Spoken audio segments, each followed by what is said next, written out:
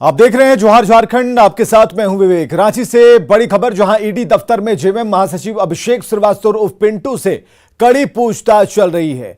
ED ने उन्हें 1 अगस्त को ही समन जारी किया था, लेकिन उन्होंने 2 दिन की मोहलत मांगी, जिससे इनकार करते हुए ईडी ने फिर से समन जारी कर दिया। इसके बाद वो ईडी दफ्तर में हाजिर हुए, जहां उन्हें सवालों का सामना करना पड़ रहा है। पिछले दिनों ईडी ने आईएएस पूजा सिंघल और उनके करीबियों के ठिकानों पर छापा मारा था और इसी मामले में सीए सुमन कुमार के घर पर करोड़ों रुपए कैश मिले थे, जिसके बाद आईएएस पूजा सिंघल को गिरफ्तार कर लिया गया। जांच के दौरान ईडी को मनरेगा, टेंडर और माइनिंग मामले में करोड़ों रुपए की अवैध उगाही के सबूत मिले। इसके बाद साहिबगंज के कारोबारी पंकज मिश्रा को गिरफ्तार किया गया। अब अभिषेक श्रीवास्तव से पूछताछ जारी है। ओम प्रकाश हमारे साथ फोन लाइन पर। ओम प्रकाश, समन जारी करने के बाद 2 बार समन जारी किया गया, आखिरकार आज पूछताछ जब शुरू हुई तो जो बॉडी लैंग्वेज है, सबसे पहले उस पर हम बात करते हैं। क्या बॉडी लैंग्वेज थी, क्योंकि कॉन्फिडेंस तो सवालों का सामना करने से पहले ही आधा हो चुका था।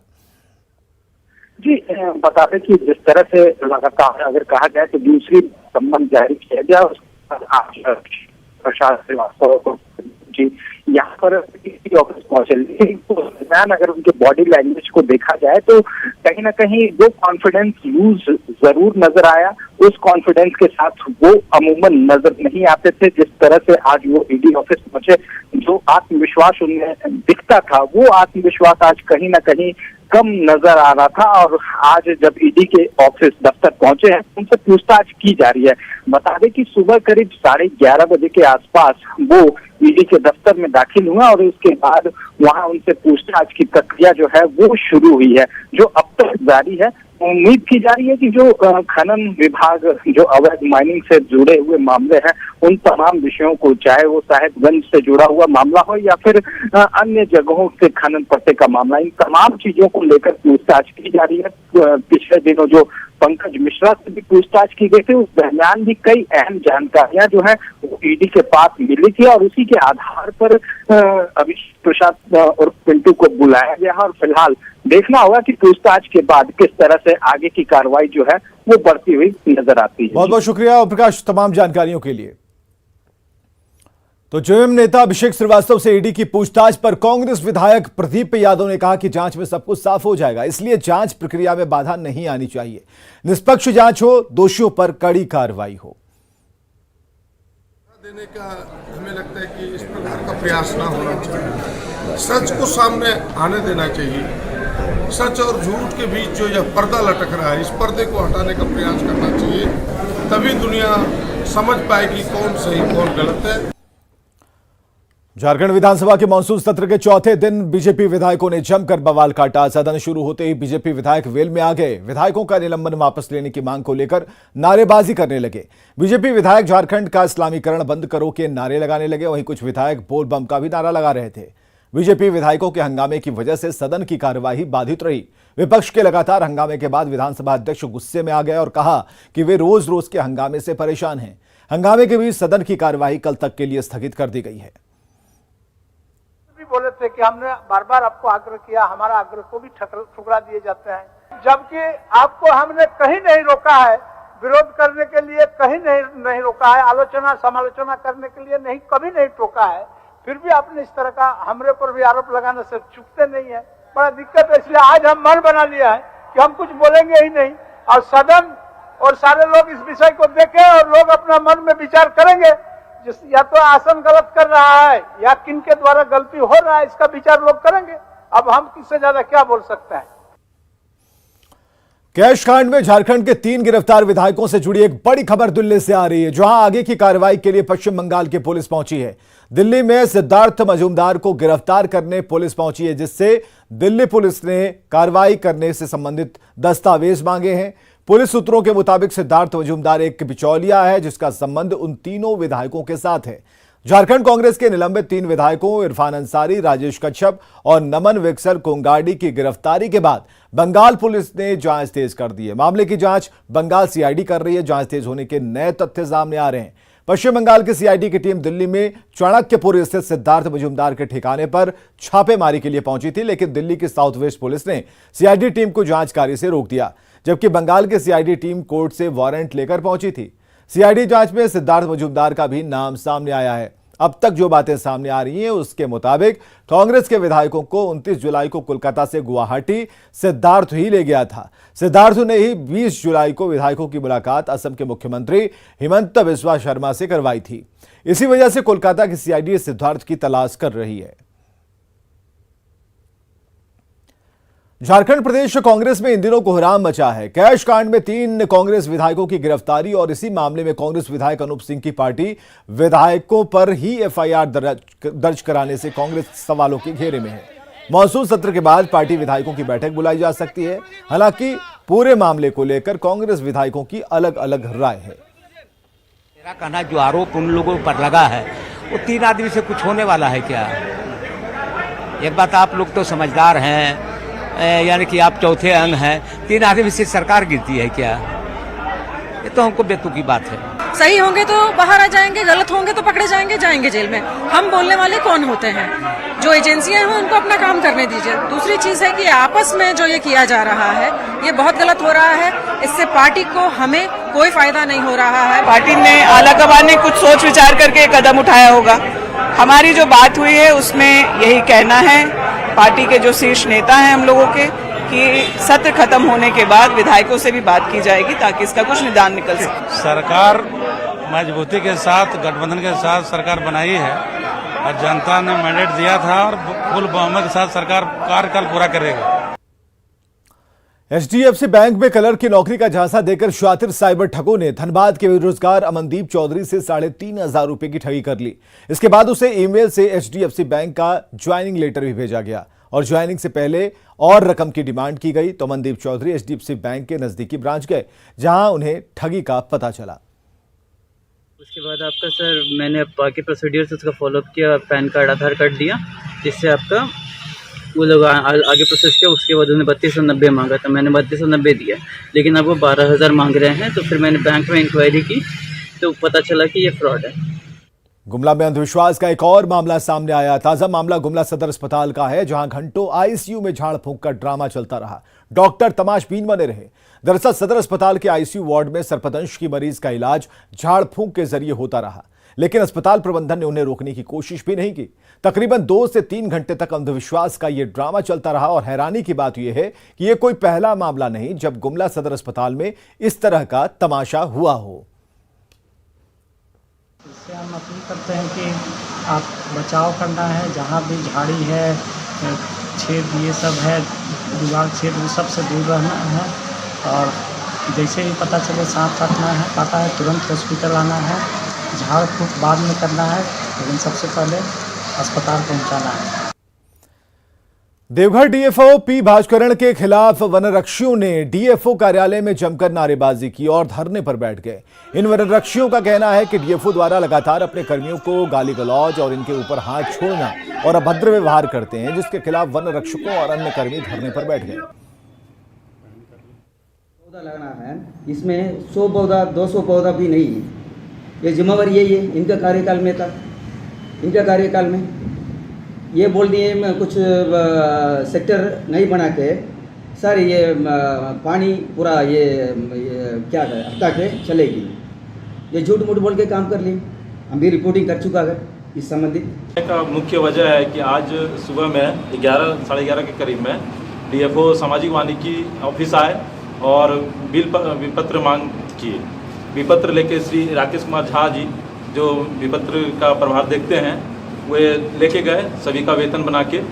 तो उनको एक वनरक्षी जो हमारे सामाजिक वानिकी की प्रमंडल में कार्यरत हैं श्री सुमन वर्मा, इनका वेतन काटने को बोला गया। इन्होंने साफ तौर पे मना कर दिया। बोलती सॉरी सर मैं नहीं जाऊँगी डेरा पर, इसके लिए उसके बाद वो बोले कि ओके। तो फिर आप ये सुनील कुमार देव जो अकाउंटेंट बाबू है बोले कि इनके साथ आप जा सकती हैं। तो वो भी बोले कि नहीं सर मैं नहीं जा सकता हूँ। तो मैंने बोली कि नहीं सर मैं किसी के साथ नहीं जा सकती हूँ, किसी ऑफिसर्स के डेरा में मैं नहीं जाऊँगी। खबर है गुमला से, जहां के बसिया थाना क्षेत्र में दहेज प्रताड़ना से तंग आकर एक महिला डॉक्टर ने एसपी को आवेदन सौंपकर न्याय की गुहार लगाई है। दरअसल महिला डॉक्टर अलका रानी की 7 जून को कामडारा के सकरौली निवासी दीपक कुमार से शादी हुई थी। शादी के 15 दिन तक सब ठीक था, लेकिन 24 जून की शाम से उसे दहेज के लिए परेशान किया जाने लगा। महिला के मुताबिक उसे आत्महत्या करने पर मजबूर किया गया। हालांकि इस संबंध में जब पति से सवाल पूछे गए तो उन्होंने सभी आरोपों को खारिज कर दिया। फिलहाल पुलिस मामले की छानबीन में जुट गई है। शादी 7 जून को दीपक कुमार जो दरोगा हैं आपका गिरिडीह में, उनके साथ बहुत खुशी संपन्न हुआ। मेरी बेटी का नाम अलका रानी है। एक्चुअली डॉक्टरी पढ़ाई इनको करवाए हैं। डॉक्टर है, डेंटिस्ट डॉक्टर है। काफ़ी खर्च हुआ और बहुत खुशी से हम लोग शादी संपन्न किए। लेकिन अचानक ये लोग जब हनीमून मना के आए, पूरा परिवार इस पर दबाव बनाने लगे कि हम लोग को 15 लाख रुपया का तिलक चाहिए या फिर हम लोग को तलाक चाहिए। तरह तरह का ये लोग टॉर्चर करने लगे। पूर्वी सिंहभूम के बनकटी सबड़ टोला में बुनियादी सुविधाओं का घोर अभाव है। यहाँ करीब 100 से अधिक आदिम जनजाति के परिवार रहते हैं। यहाँ के अधिकतर लड़के लड़कियां शिक्षा से कोसों दूर हैं, लेकिन इन सबके बीच गांव की बेटियां सभी के लिए मिसाल हैं। माला सबर और मोनी सबर ने अपनी पढ़ाई इंटर तक जारी रखी है। घर की माली हालत ठीक नहीं है, इसके बावजूद दोनों के पिता किसी तरह मजदूरी कर घर चलाते हैं। पहले अपने गांव के स्कूल में पढ़ती थी, उसके बाद यहाँ पर 5 क्लास पास करने के बाद चाकुलिया कस्तूरबा में एडमिशन ली। वहाँ पर मैं इंटर दी, मैट्रिक पहले दी और उसके बाद 2019 में इंटर दिए थे। दोनों में हम पास किए थे फर्स्ट डिवीजन से 66% से। हाँ, मैं अपने बच्चों को अपने सार्थक के लिए पढ़ा रहा हूँ और सार्थक जी से अपने भविष्य को देख सके, जो इसके लिए कोई दिक्कत ना हो, इसके लिए पढ़ा रहा हूँ, जाते अपना भविष्य चले। इसके लिए हम कष्ट उठा के बच्चे लोगों को पढ़ा रहा हूँ। ऐसे ही है, गांव से मेरे बच्चे करीब 4-5 का भी पढ़ाई रनिंग में है। बीए पास का भी है, इंटर में पास किया और मैट्रिक लेवल का तो है ही, पढ़ाई कर रहे हैं। इस तरह थोड़ा बहुत जैसे होना चाहिए उतना नहीं हो रहा है। जैसे 7% जैसे सरकार मांग कर रहा है 7% में होना चाहिए, लेकिन गरीबी के कारण यहाँ थोड़ा उतना 100% नहीं हो पा रहा है। सिमडेगा के लिए गुरुकुल वरदान बन रहा है। आदिवासी युवाओं को इस पहल के जरिए रोजगार मुहैया कराया जा रहा है और इसके तहत आदिवासी युवाओं को पुल पुलिया जैसे कंस्ट्रक्शन वर्क की ट्रेनिंग दी जाती है और बड़ी बड़ी कंपनियों से तय करते हुए इन युवाओं की प्लेसमेंट कराई जाती है। इस गुरुकुल से अभी तक 10 बैच ट्रेनिंग ले चुके हैं और अभी 11वें बैच की ट्रेनिंग मेट्रो प्रोजेक्ट के लिए चल रही है और 3 महीने की ट्रेनिंग के बाद यहाँ आदिवासी युवा सीधे नौकरी से जुड़ जाते हैं। इससे युवाओं में खुशी है और युवा इस योजना को बेहद कारगर बता रहे हैं। तो ये एपकॉन्स कंपनी के लिए यहाँ हमारा ट्रेनिंग होता है। यहाँ ट्रेनिंग करे ये लड़का बिल्कुल डायरेक्ट जाके ये एपकॉन्स कंपनी में ब्रिज का काम करेगा, जिसमें हमारा पाइल कप होता है, प्यार होता है, प्यार कप होता है, ऊपर सेगमेंट होता है और रिटर्निंग वॉल भी होता है, जिसको हम ब्रिज का रेलिंग बोलते हैं। तो यही ट्रेनिंग यहाँ 3 महीना 90 दिन का होता है। ट्रेनिंग का दौरान इनको 3 बार असेसमेंट हो जाता है। हमारा गुरुकुल की तरफ से एक बार हमारा अधिकारी लोग इनको असेसमेंट करता है, फिर थर्ड पार्टी असेसमेंट होता है सर्टिफिकेट के लिए। जो ये ट्रेनिंग है ये बिल्डिंग को सिलेक्शन उन्हें किया है और वो मेट्रो में काम करने के लिए यहाँ से हम लोग बच्चे लोग को ट्रेनिंग देकर भेजते हैं। तो वहाँ का जो पे स्केल है लगभग 16 से 17 हज़ार PF कटने के बाद ही मिलता है और कंपनी तरफ से बहुत कुछ फैसिलिटी मिलता है।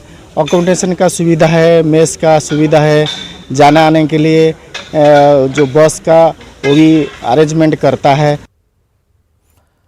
गोड्डा के कनभारा में नहर का काम किसानों के लिए मुसीबत बन गया। 4 पंचायतों में किसानों की खेती रुक गई क्योंकि वे पटवन नहीं कर पा रहे। सदर प्रखंड के कनभारा, झमनी घाट, पहाड़पुर और आसपास के लोगों को इसी नहर का सहारा रहता था, लेकिन ना तो बारिश अच्छी हुई और ना ही ये नहर का पानी मिल रहा है। आखिर में किसान जाएं तो कहां जाएं? मौके से ज्यादा जानकारी दे रहे हैं हमारे सहयोगी गौरव झा। झारखंड में इस बार बरसात औसतन से कम हुई है और उसकी वजह से जो किसान हैं उनके हलक सूख रहे हैं, उनके खेतों में पटवन नहीं हो पाया और पटवन नहीं होने की वजह से जो उनकी खेती थी वो रुक गई है। यहाँ पर जो धान का फसल इस वर्ष होना था वो नहीं हो पा रहा है और इसे लेकर जो ग्रामीण हैं यहाँ चिंतित हैं। ग्रामीणों का कहना है कि अगर ये बहुप्रतीक्षित जो एक योजना थी, एक नहर की जो योजना थी, करीबन 132 करोड़ की लागत से इस नहर को बनाया जा रहा था ताकि सभी प्रखंडों में सिंचाई की जो व्यवस्था है वो पूर्ण कर ली जाए, लेकिन पिछले 2 से 3 वर्षों से इस नहर की जो योजना है वो पूर्ण नहीं हो पाई और नहीं हो पाने की वजह से जो है खेतों में पानी नहीं आ पाया। और ये जो नहर की योजना चल रही है, इसे चलने की वजह से कई जगहों पर ऐसे हैं जो कि करीबन 100 एकड़ 200 एकड़ ऐसी ज़मीन है जहाँ की पटवन होता था उनके दान की वजह से, लेकिन यहाँ काम होने की वजह से वो भी नहीं हो पाया, जिसको लेकर ग्रामीण अब आक्रोशित है। इस नहर का जो काम हो रहा है उसकी वजह से इनको पानी नहीं मिल पा रहा है। यहाँ स्थानीय युवा हैं। भैया क्या नाम हुआ आपका? मेरा नाम मनीष कुमार हुआ। क्या विरोध है और क्यों विरोध है? ये विरोध हम लोग का अभी फिलहाल रोपा नहीं हो पाया है, जबकि आधा सावन से अधिक हो गया और अभी तक रोपाई नहीं हो पाया है। और फिलहाल अभी कल जो बारिश हुई है हल्के सी, नदी में पानी आने की वजह से वहाँ जो कजिया बियर है उस पर थोड़ा सा फाटक को उठाया गया तो किसानों के द्वारा पानी आया, उससे कुछ उम्मीद जगी है यहाँ पर कि अगर नहर ठेकेदारों के द्वारा अगर ये मिट्टी हटा दिया जाता है तो कम से कम नहीं तो 2-3 हज़ार एकड़ हम लोग का रोपाई हो सकता है, लेकिन इसकी वजह से नहीं सिर्फ इसी की वजह से नहीं हो पा रहा है। कौन कौन सा पंचायत है जो प्रभावित हो रहा है? यहाँ अभी कन्हारा है। देखिए, ग्रामीणों का विरोध नहीं है, हम लोग ग्रामीणों का आशा है। हम लोग यहाँ पे किसी नहर बना रहा है उनका विरोध नहीं कर रहे हैं, नहर जो बन रही है उनसे जो हमारी आशा है। क्या आस लिए बैठे हैं? आस ये लिए बैठे हैं कि हम नहर बनने से, नहर चालू होने से हमारा कम से कम 1500-2000 एकड़ ज़मीन पटवन होगा। तो अगर इस वर्ष नहीं अभी पानी जो पूरे झारखंड में औसतन जो पानी कम गिरा है, जिसके चलते हम लोगों का उम्मीद इस नहर से जुड़ गया है कि जो ये बांध को रोका गया है इसे खोला जाए ताकि यहाँ से जो इस ओर आपको जितनी भी दूरी दिख रही है उस पूरे इलाके में जो है वो पटवन हो पाएगा। और यहाँ बताया जा रहा है कि एक बगल में नहर, अगर उसे काट दिया जाए तो शायद उस नहर में भी पानी पहुँच जाएगा और ग्रामीणों के खेत तक पानी पहुँच जाएगी। गौरव झा, न्यूज़ 18, गोड्डा।